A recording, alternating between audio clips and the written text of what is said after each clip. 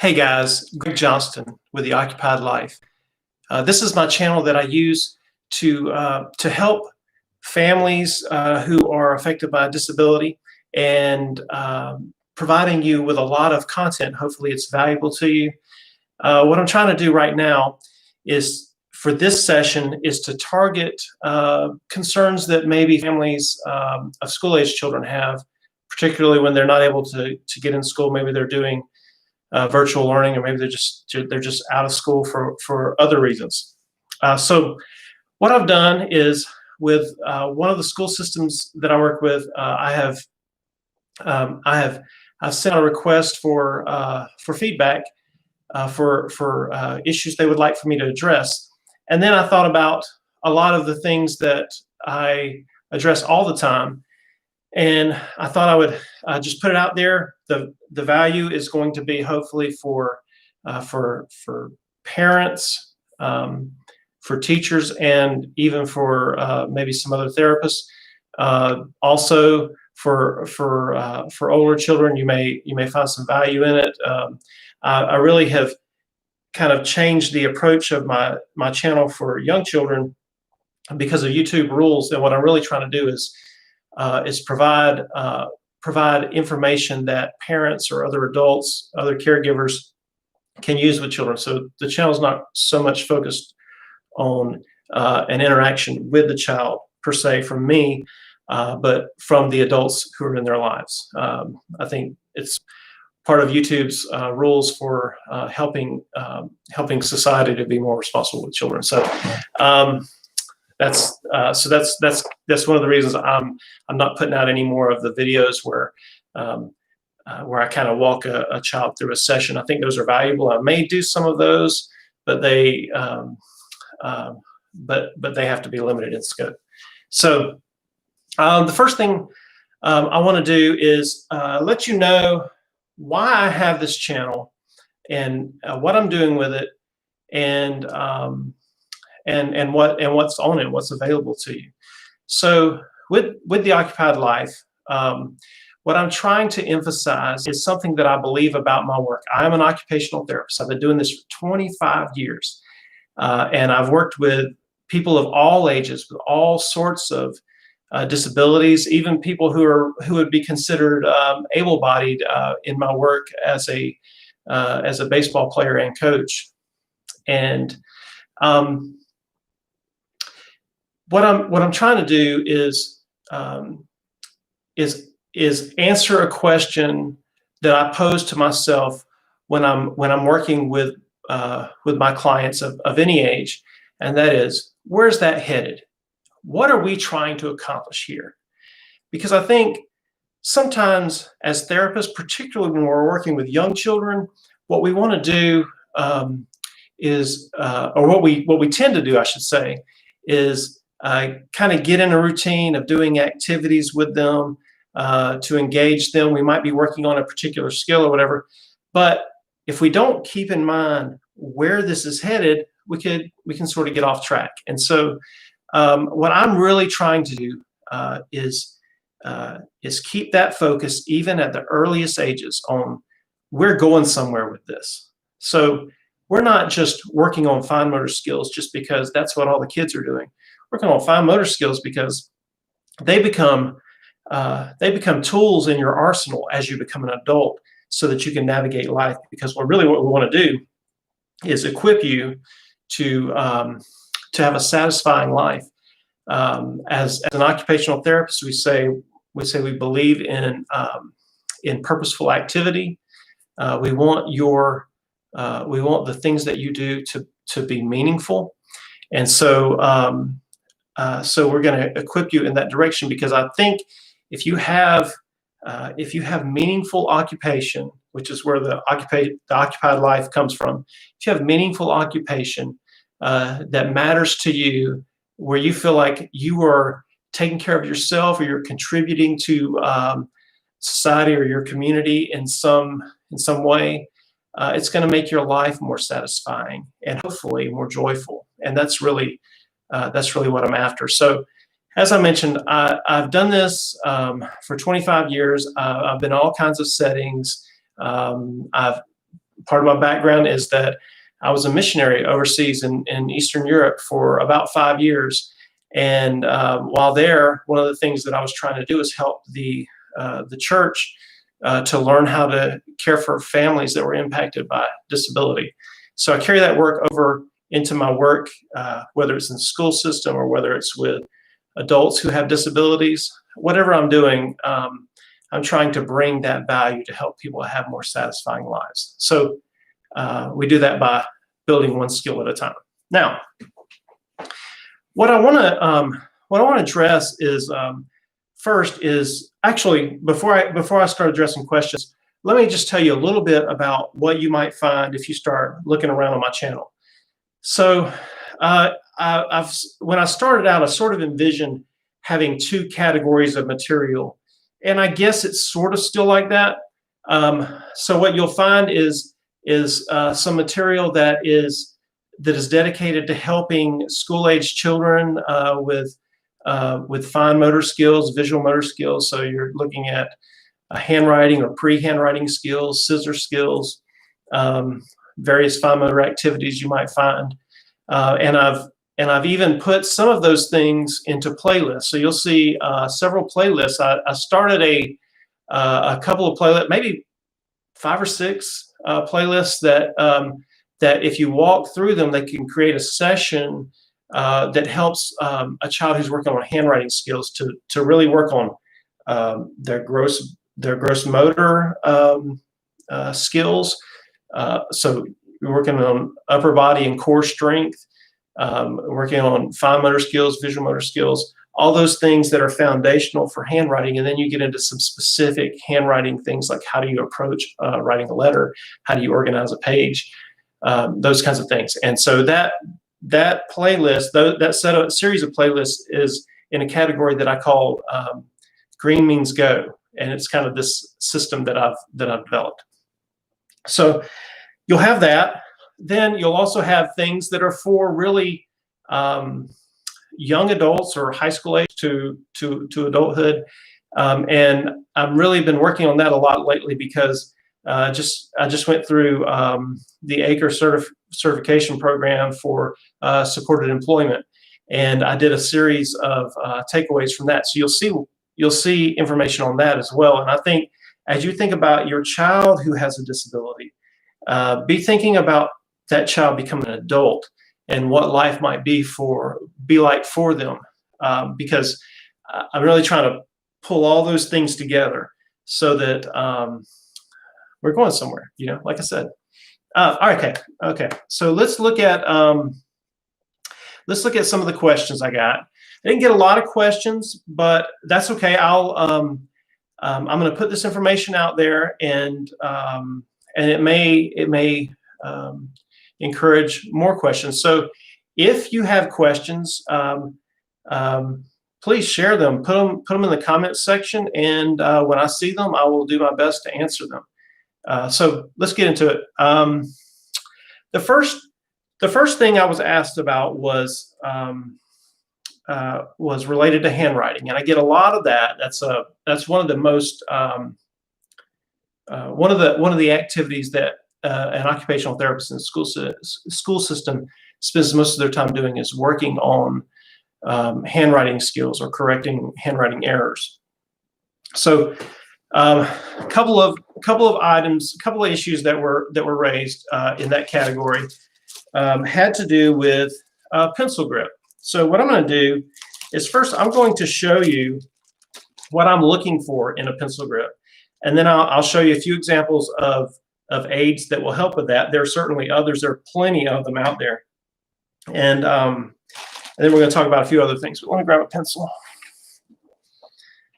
Okay, so what we're really going for with your pencil grasp is we want a tripod grasp. Tripod, you think of like a tricycle, it's 3 wheels. So tripod is basically your 3 fingers. Okay, and it's your thumb, your pointer finger, and then your middle finger. Okay, so what you want to do is that those are the 3 fingers you want to use for the tripod grasp. And as you notice, as I'm showing you that, I'm tucking these fingers away, and that's really where they kind of get tucked away. So The way I first try to get a student to use a tripod grasp is I simply lay the pencil in their hand where I want it to be. So they may be reaching for it, or they may just be waiting. They don't even know we're going to do this activity, and I will grab the pencil and I will lay it right there on that web space. I will lay it there, and usually they will grab it. Usually not a tripod grasp, to be honest with you, but they will do something with it. They'll grab it, maybe something like this, or maybe they'll get close. They'll do something. So once we get there, then what I want them to do is I want them to pinch it.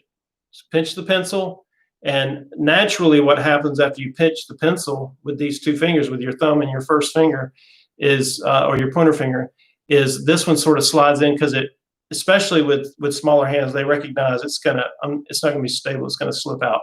So you pinch there. This hand's gonna come in. This finger's gonna come in, and even if it doesn't on its own, you just help them get there. Okay. Now I'm not saying it's easy, because certainly the more your child has done it the wrong way, the more they're going to fight to stay in that position. So it's better if you can catch them early. If you can't, it's not a big deal. But what you want to do is get a tripod grasp. So you're going for that. If a child starts doing this, which is a quad grasp, you see 1, 2, 3, 4. If they do that, that's okay. That's okay too, because you still have a dynamic. You're able to move in a dynamic way with that. Okay, tripod is best, but quad is okay as well. Now, one of the little tricks that we use to encourage this also is we might take a penny or some other small device. I'm actually going to use one of my pencil grips just because it's right here in front of me. So what you might do before you even start with laying the pencil in their web space is you might put a penny or some other small item down here, encourage them to catch it, but don't put it right in the middle of their hand so they close up like this. Put it on the edge and tell them to grab it. So when they grab it with this finger. Oops, sorry, a little bit higher. They grab it with this finger, maybe this finger. And once they do that, you sort of reinforce that, like, okay, these two fingers, kind of press them down. Okay. And once they've done that, then you lay that there, and you get pretty close. Okay. So let's look at what some of the pencil grips are, because there are tools that if you put it on a pencil, for most kids, that's all you have to do. They naturally learn this is where I'm supposed to put my fingers, and then after a while, they don't even need the pencil grip. But like I said, the longer they've done it the wrong way, the more fight they might give you on that. Okay, so let's look at a few of these. All right, so this one I'll be honest with you, this used to be my favorite. I'm gonna bring it up here. I'm not sure if you can see it. It's got a little star. It's not gonna focus right there, I don't think. Anyways, it says Stetro grip. It's got a star there, okay? And it has an arrow. So it's the arrow. Yeah, so you can see that arrow. The arrow is pointing down, like towards the paper. All right.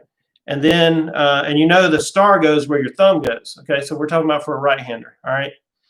And if you put your thumb there, you see that third finger just comes in to hold it, and then that second finger comes in, and I don't even have a pencil in my hand, but I'm already in a tripod position. Okay.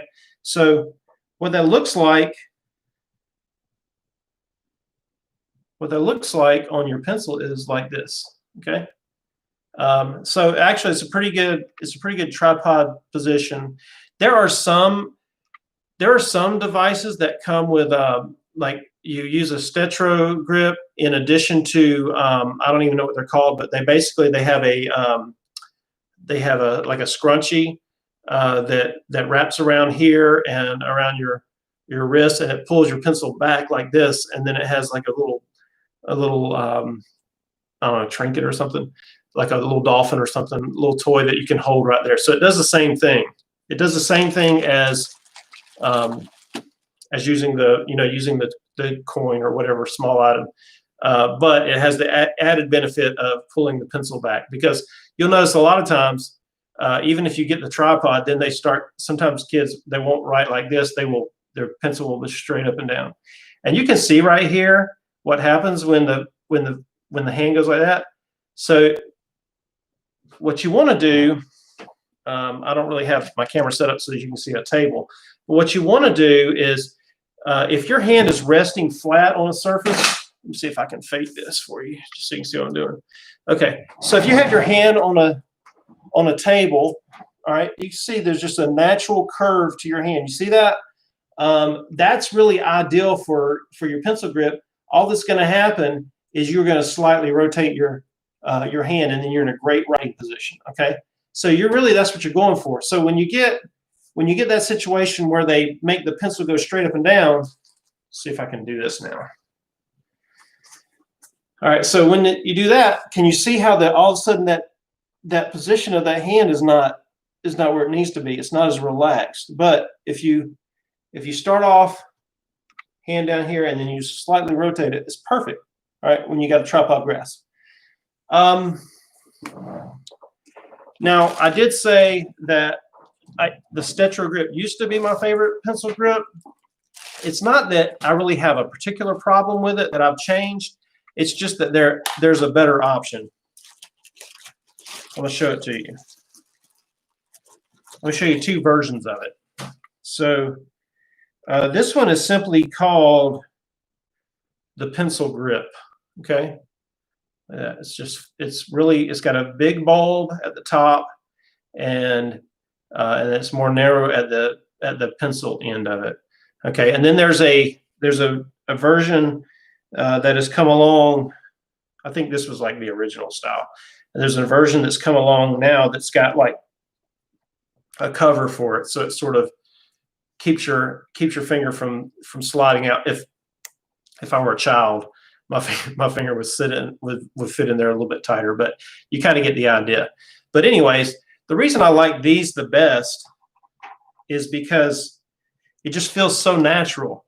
And when you're trying to be efficient with writing, your hand cramps sometimes when you write a lot, or kids do if they're not efficient.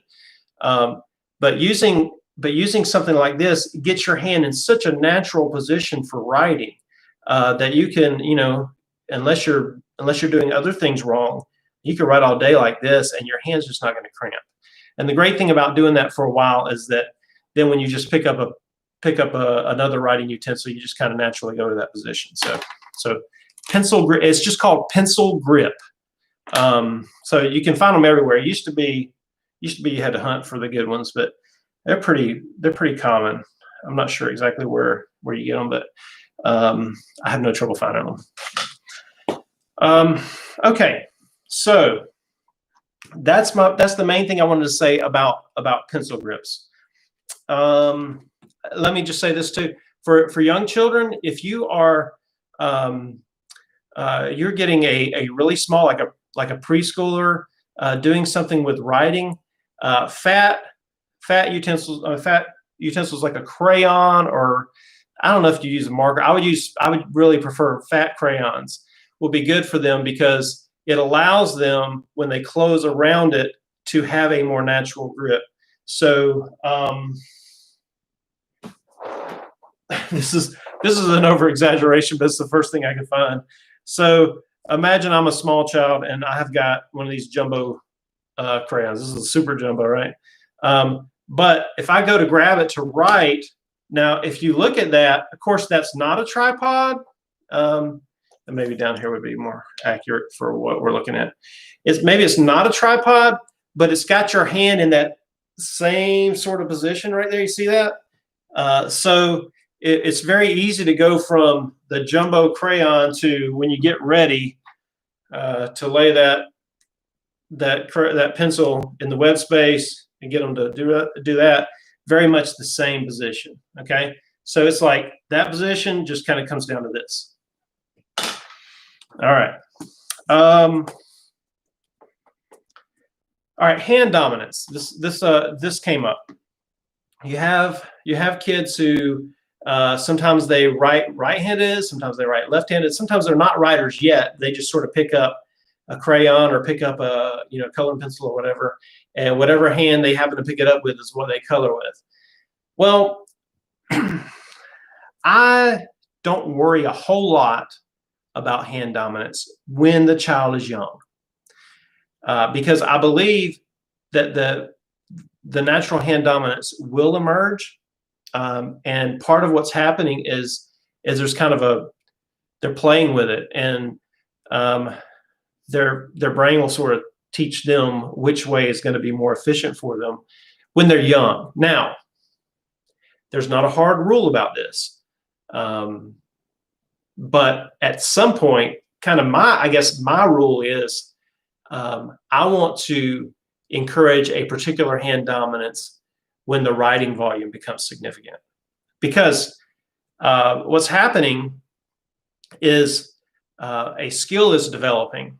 And just think about it. If you do an activity 10 times and you're refining what you're doing each time, your end product, whatever the activity is going to be better than it would be if you did it 5 times, right? So what you're basically doing is you're saying, most of the kids in the class, they're getting 10 reps. You're getting 5 reps over here and 5 reps over here. And so you're not developing, maybe on the brain level, you're developing, you sort of developing the concept because you're doing it 10 times, but the particular skill with each hand is not happening. So what I would simply do is I would encourage, if there's any kind of indication of one side being more fluid than the other, when the volume starts picking up, and I would say maybe 7, 8 years old, when the volume starts really picking up, just encourage that hand more. So basically, if say they're more fluid with the right hand, and you see they write to the middle and then they switch to this, well, maybe what you want to do is go put the pencil in the right hand for them. All right. I don't really get too bothered by it, but like I said, if you get a situation where they're older and they're still doing that, you got to kind of break that habit in some way. And may not sound fair if you're a lefty, but this is a right-handed world, and honestly, handwriting, the way we do it in English, is really a right-handed skill. So if you're not sure, if it's 50-50 and you can't tell, but there's a lot of volume, I would encourage right-handed writing, just because you have to create modifications to write well left-handed, because you're pushing against the paper. It's inefficient, because you're basically doing it backwards from the way it was designed. Sorry to lefties, but that's the reality. There are far more lefties with handwriting issues than righties. So if you have the choice, don't force right-handed, because that creates problems in its own. But if it's 50-50 and you got the volume, I would say go ahead and encourage the righty, just because you're going to have less problems in that sense. I did want to say one other thing about that. If you see that your child they are switching hands, but you notice that it seems like there's almost like an imaginary line where they don't go across. Well, you probably noticed that with a lot of activities, they're doing that. So they'll work over here on the right with the right hand, and then over here they'll work with the left hand. Well, this is an immaturity. There's a sense of a coordination deficit. So you want to encourage the crossing midline. So you could do simple activities like drawing. I'm a big proponent from getting on the ground and drawing. So maybe a big piece of construction paper or something, and just have them draw big circles, or maybe even wiping windows with making big circles. And what you want to encourage is that moving across midline. Now, there are some kids who are real good cheaters at that. What they'll do is, if they see you want them to go across, what they'll do is they'll shift so that when it appears they're going across, they're still on that same side. Okay, so you want to encourage that going across, and it doesn't have to be handwriting. It can be with other activities. You encourage them to go across. I like to have kids play with floor puzzles, and what I'll have them do is all the pieces will be on one side, and they have to put the pieces on the other side.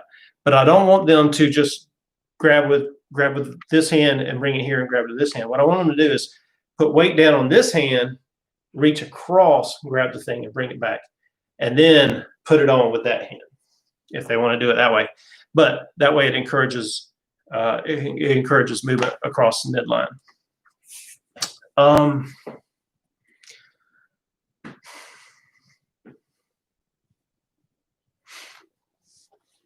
Okay.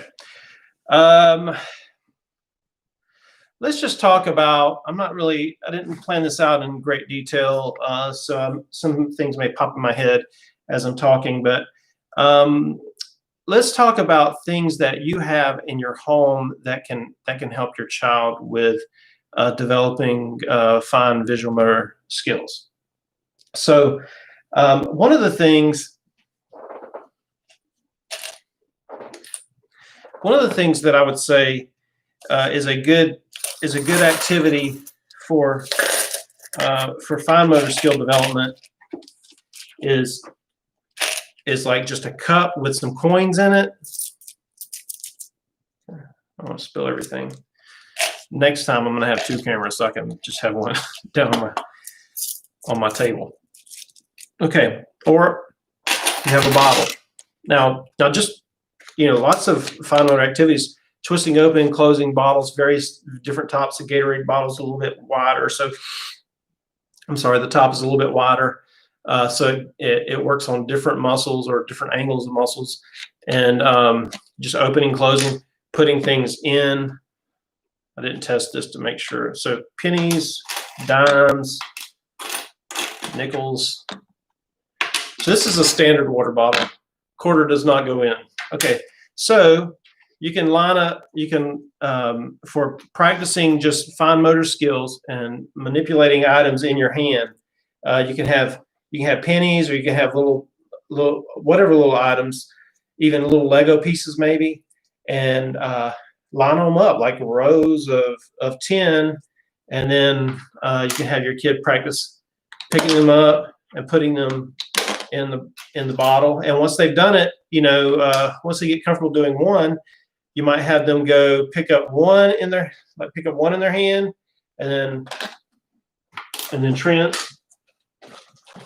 then translate it into their. Let me do this for you so you can see what I'm talking about. So they get comfortable picking up one, and then placing it in a container. Then the challenge might be, can you pick up two without putting them in the container? So you pick up one, and then what you have to do is sort of translate that into your palm, or at least down to some other fingers, and then you pick up a second one, and then you go and you try to put both of those in your hand. So then you have to work that one out. So it's good. It's a good fine motor activity. Everybody has loose change around, so putting them into a bottle like this is one way to be precise. If you wanted to be even more precise, you could use a Gatorade bottle with a slit in the top of it, so that you're actually putting it into a slit. Just be careful with the making the slit. You don't want to cut yourself. So just be careful with that. Certainly, you can do it this way without any trouble, and it's a good practice. And if you wanted to just avoid, maybe I should say it this way. If you want to just avoid like using scissors or a knife to cut that slit altogether so that you're safe, one thing you could do is you could take two strips of duct tape and put one across here and tighten it down real tight, and put one across here, but leave a space right there in the middle. All right, and then that way when you drop it, it's like putting the coin in, like in a slot in a vending machine. All right.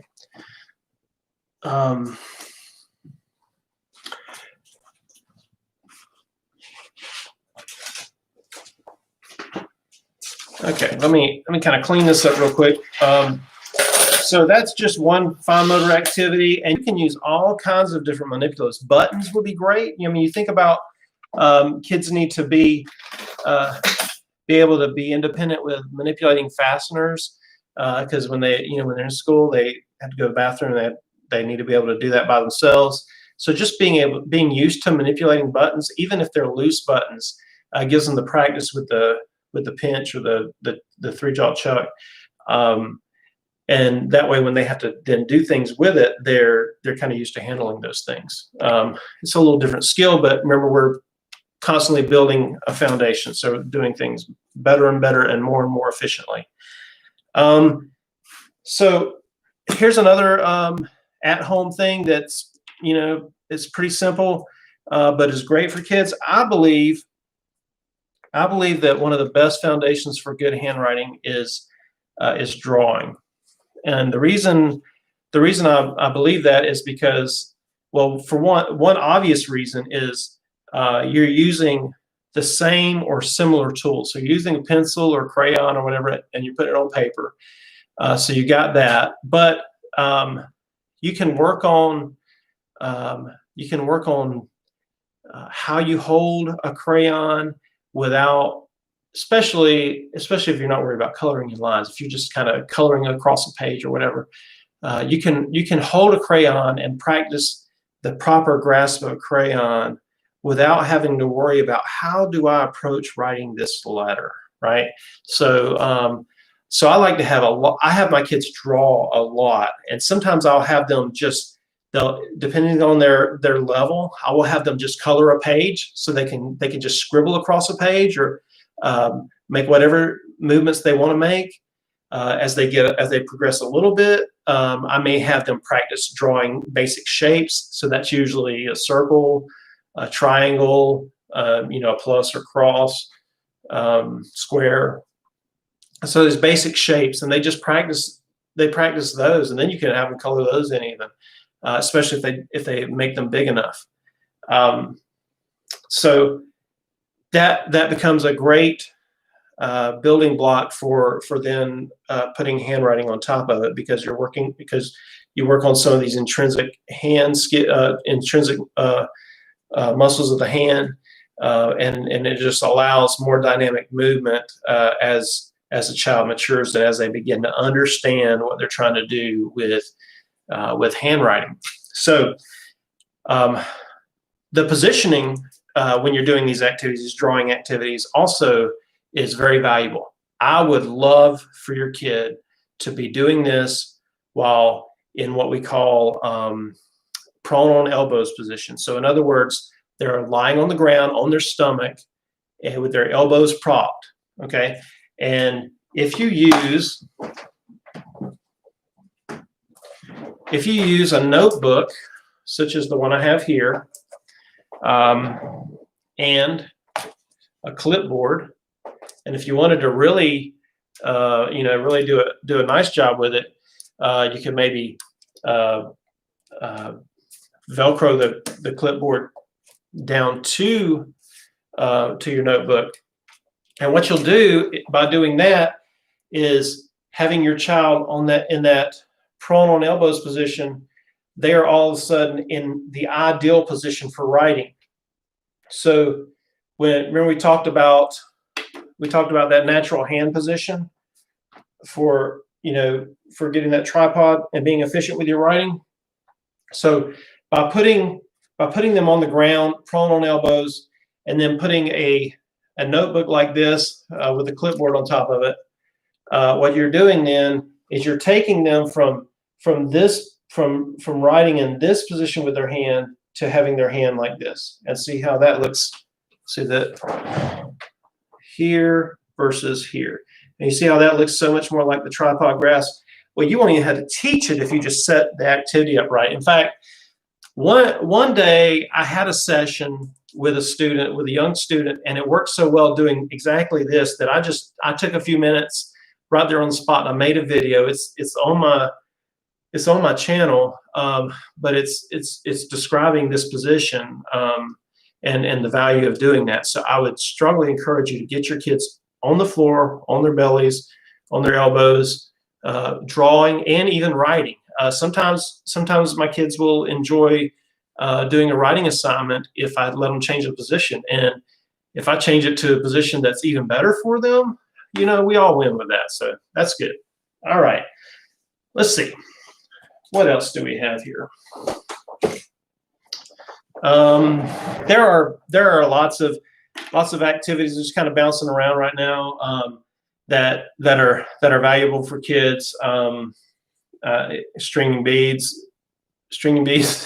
I have a love-hate relationship with stringing beads because if you have kids who like to put things in their mouth, and I do a lot of times, you just can't do that activity because you're constantly, guarding. But if that's not your issue, getting shoelaces and beads and letting your kids go to town, stringing beads and maybe making a necklace that you can tie on or whatever. Those are great activities, all great for working with the hands and the eye-hand coordination, and also that bilateral coordination using the right hand and the left hand together. So important. And then fun activities. Let me show you. I usually use this activity as a reward at the end for my kids, but I can tell you that even if it weren't a reward at the end, I might have them do this as a therapy activity anyways. They just like it so much that it just becomes a reward. If they want to do something as a reward that I think is helping them achieve their goals anyways, hey, win-win. Like I said before, if they're working on something and they love it, that's the best situation. So let me show you what I'm talking about.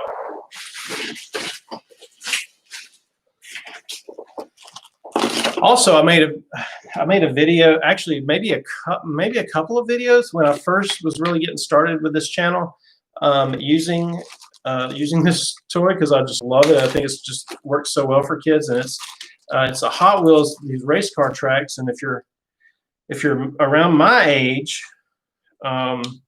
you will recognize. I mean, this was like in every kid's toy box, but they come in a package of maybe 4 or 5. I'm not exactly sure, but they used to have these tongues in them that were stuck in there. Like they didn't. Oh, I put that on backwards. I've done this like a million times. I did it backwards on the camera. So they used to come with these tongues that were like part of the track, and so then what you would do is you would put them together. Well, now they're coming with these extra tongues, and I love to let my kids do these activities it's problem solving. It's really great eye-hand coordination. They have to get these pieces right in the groove. So obviously it's going to be very difficult for some kids, but a lot of them love the challenge. It gives you good feedback. You hear how that clicked in place right there.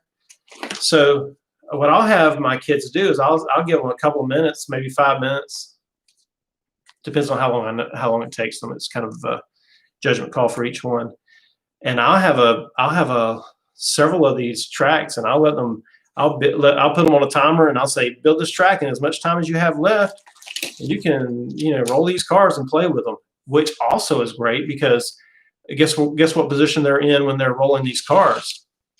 On their hands and knees, developing good shoulder stability, which is excellent for using your hands. So when you're on your hands and knees and you have to put your hands down, you are working on all these stabilizing muscles in your shoulder, which when you're using your hand out in space to do a fine motor task, the more stability you have here, the more precise you can be with your fingers doing an activity. So again, they want to get on the ground and crawl around chasing these cars for the last couple of minutes as a reward.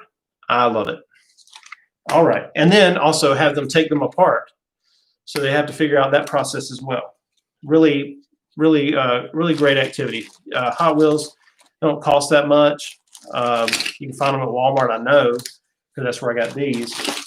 Probably any major, store like that, Target or whatever. Okay, what else? Oh,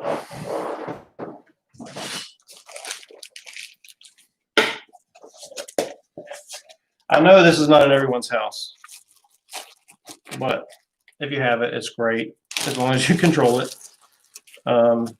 And Play-Doh is a decent substitute. It's not as thick, but we have this putty, and what we do is we just put items inside of it. I think right now I've just got probably some beads in there.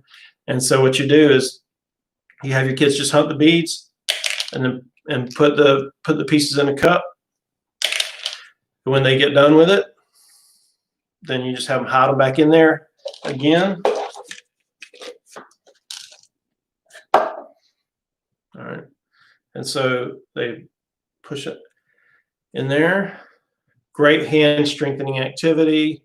And let me just use this as a moment to talk about play in general, because I think this activity really helps it to make sense.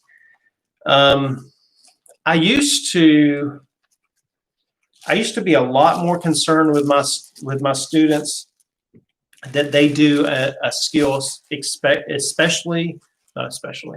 exactly the way I want them to do it, because I knew which way was the most efficient. But what I've discovered over time is that the exploration, the repetition, the play, searching it out, is really helping them to develop and become more efficient. So if we never allow them time to play with an item, to see what they can make it do, they never get to be pros or experts at that particular thing, because we haven't allowed them to see what all it can do. So there are limits to it, but kids should have some exploration time with toys, just to see what they can make them do. Honestly, over the years, as I mentioned in the beginning, I've been a therapist for 25 years. A lot of that time has been with children, and I bring a lot of my own ideas into therapy sessions, but a good percentage of the activities I introduce now to kids were things that I watched other kids play around with, because when I saw them do it, I thought, hey, that's going to help them get this particular skill. And so I sort of introduced it kind of as a, hey, what if you did it like this? And sometimes they like it, sometimes they don't like it. But that play, that exploring, that trying things out, it really does have value, and we shouldn't discount that. I know that it seems that we're sort of in an age now where everything has to be done the right way the first time. It has to be very efficient, and it's just not how play skills develop. And remember, play skills are leading somewhere. They're leading to adult skills that make you independent, that make you valuable to your society and to yourself, that you're able to accomplish things. And so the play skills are important, and the exploration is very important. So don't discount that. It's okay to let your kid spend some time with an item without you telling them exactly how to use it. I mean, they can play with a pot and a pan, and they can figure out fun ways to play with those. I know in my generation, we certainly did that. They became helmets and became drums and all kinds of different things. But make sure it's something that's okay with the parents. Teachers don't go recommending kids plunder their parents' kitchen without permission, because I don't want to be in trouble. All right, let me show you a couple of items that I use that I like, and I'll tell you why I like them versus other items.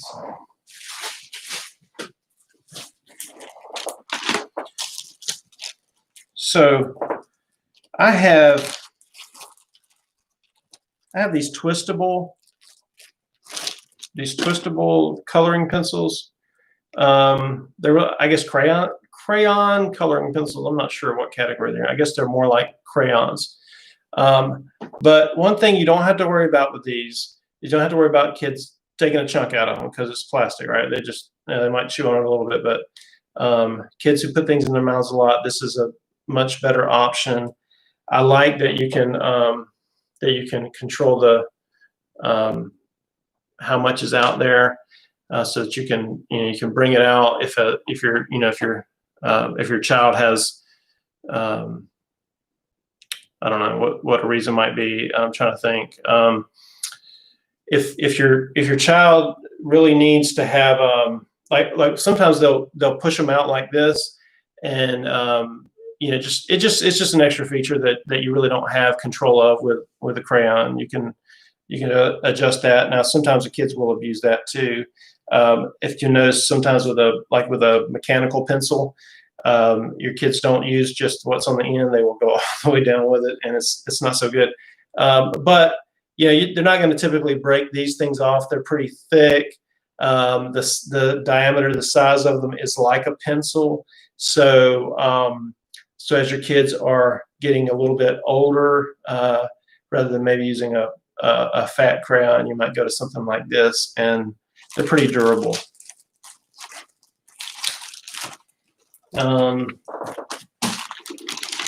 Similar, I have these are also twistable coloring pencils, but they are much more narrow. You see right here. So what'll happen with these is, if your child is using a lot of pressure, they're going to break those off. So sometimes it's good to use these to teach them to grade their own pressures, so sort of a feedback system. So I like that.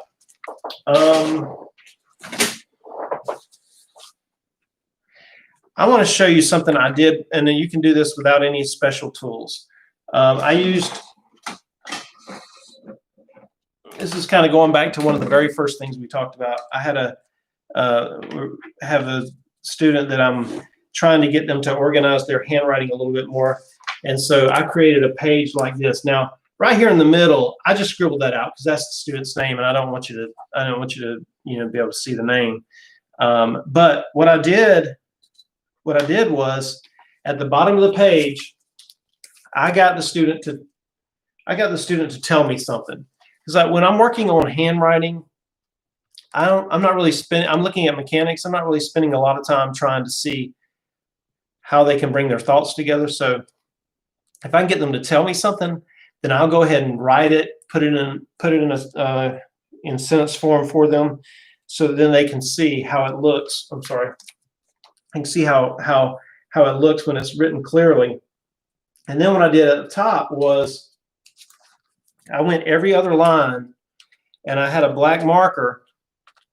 And I just drew a line using the ruler, and then I skip a line, and then I drew like 2 black lines together, so it blacks one out, and then it spaces it. And I can tell you that for this student, he was writing all over the page. Letter height was very inconsistent.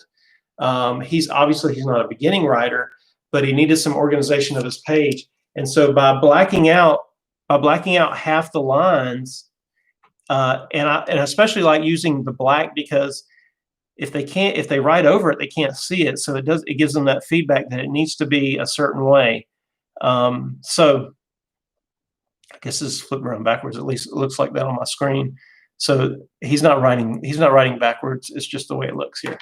But anyways, you have these lines that basically that these reinforcers that don't allow them to write super large. It gives them parameters in which to write. So I would encourage that. Also, on the far side of the page, and you can do this whether you're using the horizontal, the fatter lines that you use with young children. You can apply these same methods, not so much with the black lines, but the next thing I'm about to tell you.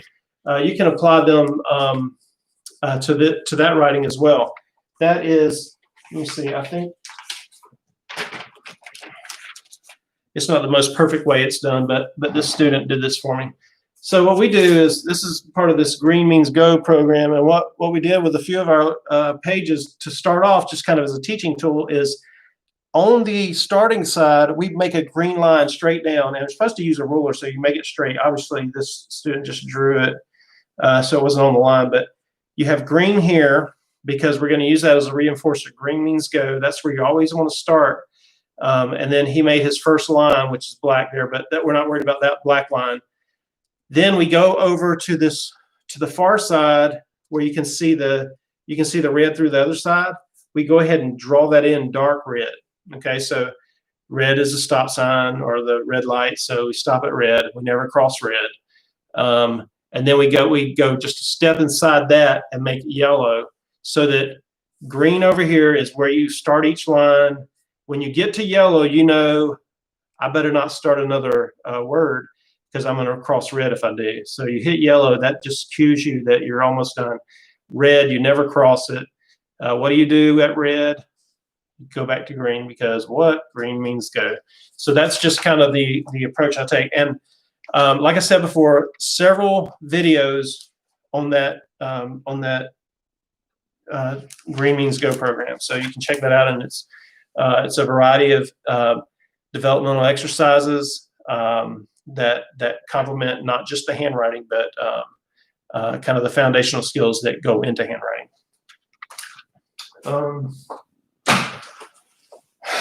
All right, guys. Well, I